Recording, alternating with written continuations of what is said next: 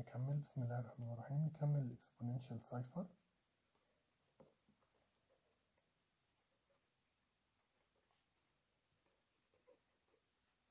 خدنا العلاقة التحويلية C هي plain text power E the key mod the prime number P where GCD of E and P minus 1 is 1. This condition will be used here, but we didn't mention the inverse relation or the inverse function or the deciphering relation. Now we will give it and prove its correctness. The exponential cipher C in this form with this condition has the deciphering relation or inverse function الدالة العكسية العملية العكسية P is to say is congruent to C the ciphertext raised to the power of D. So the key for ciphering is E, the key for the deciphering is D. What is the relation between them? We will mention so mod P, where D is E bar mod P minus 1. D is the inverse of E mod P minus 1. For this, we put the condition that E should be relatively prime to P minus 1 to have an inverse mod P minus 1. This relation is claimed to be the inverse of this exponential cipher relation. So we need to prove the correctness of this claim. So we need to prove that if we put this ciphertext, which is given by P to the E, with this condition, we get back to the original plain text. Why is that? Let us do the verification. Proof is just to verify this condition. Look carefully here, because this may go wrong with you very easily, because it's mod, our calculation is mod P, but here is mod P minus 1. The D is the inverse mod P of E mod P minus 1. We do this by Euclid division as usual, or the extended Euclid division if you are aware of the extended Euclid division, or by simply the Euclid algorithm. So let's verify. C to the D is equal to, what is C? C is given by relation 1, and we are looking for verifying relation 2, that if we raise the ciphertext to the power D, we get back to the original plain text. What is D? The inverse of E mod P minus 1. So let's substitute. P to the E, C is P to the E from 1, P to the E, all to the power of D. Here, D. Now, from the simple laws of exponentiation, it's P to the E, D. What's ED? From where we can find ED? From this condition. But using the condition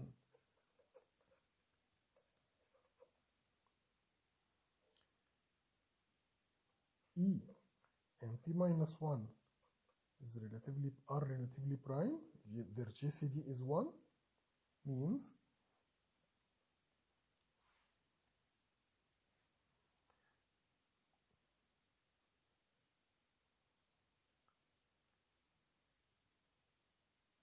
and this gives you that the relation ED congruent to 1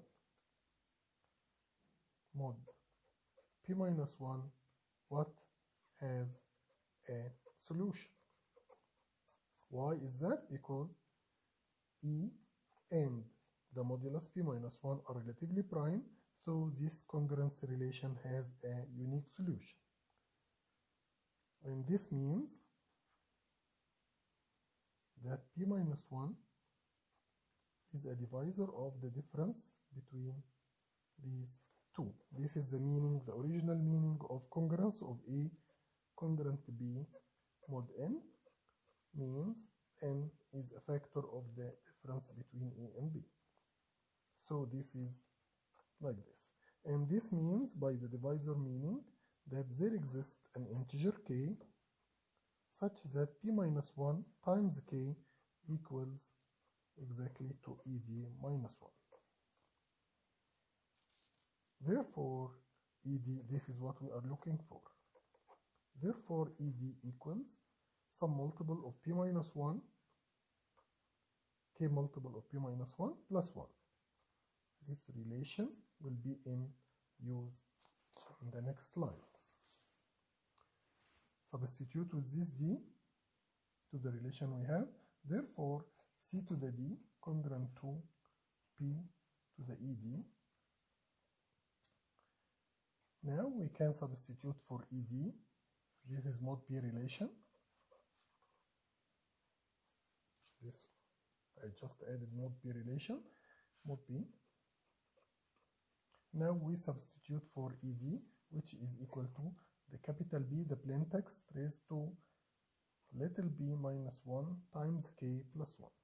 From the laws of exponentiation, again, it's p power p minus 1 times k, this little p, times capital B, which is the plain text, or the equivalent number of the plain text.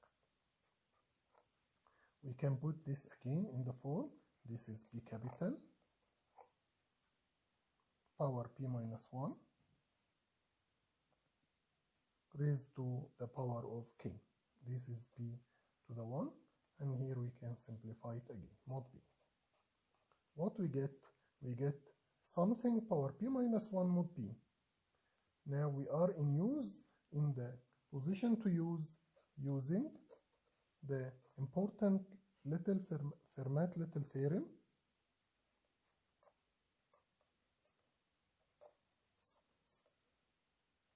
which says that x to the p minus 1 is equal to 1 mod p whenever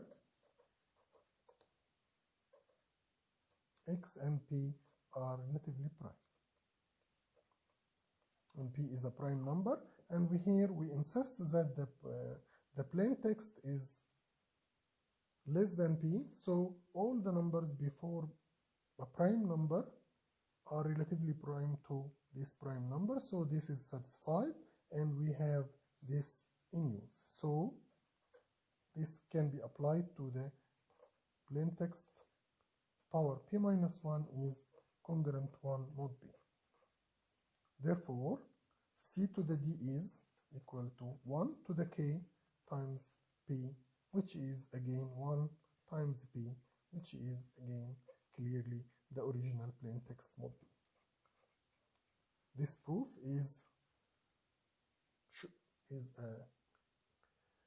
clearly shows the importance of the Fermat-Little theorem in modern cryptography, and this is more than 300 years theorem. It was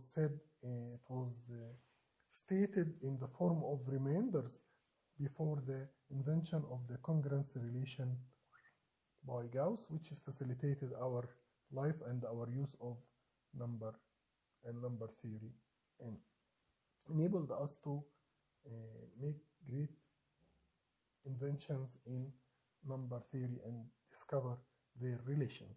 So we have proved now, look again, we have proved that the exponentiation cipher C congruent to p to the key e with this condition has an inverse relation of the same form, another exponentiation cipher C to the d, where the relation of d and e is an inverse relation mod p minus 1. And this is the full proof using the meanings we have studied in number theory before. So I wish you go through these steps one by one and be sure that you understand these in details. You may be asked to find the inverse of such a relation. For example, the example 7.1.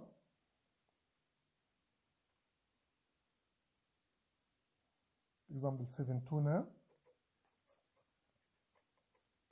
asks you to find the inverse if C equals P to the 29 mod 2633. Find its deciphering relation, or the inverse relation P equals what? This is E, P to the E. We are looking for C to the D, mod 2633. This is the P. This is the little p. Once more, don't mix the capital P, the plain text. The small p of the little p is the modulus, the prime number 2633. So what is missing is this deciphering key. D, deciphering key, is to be found.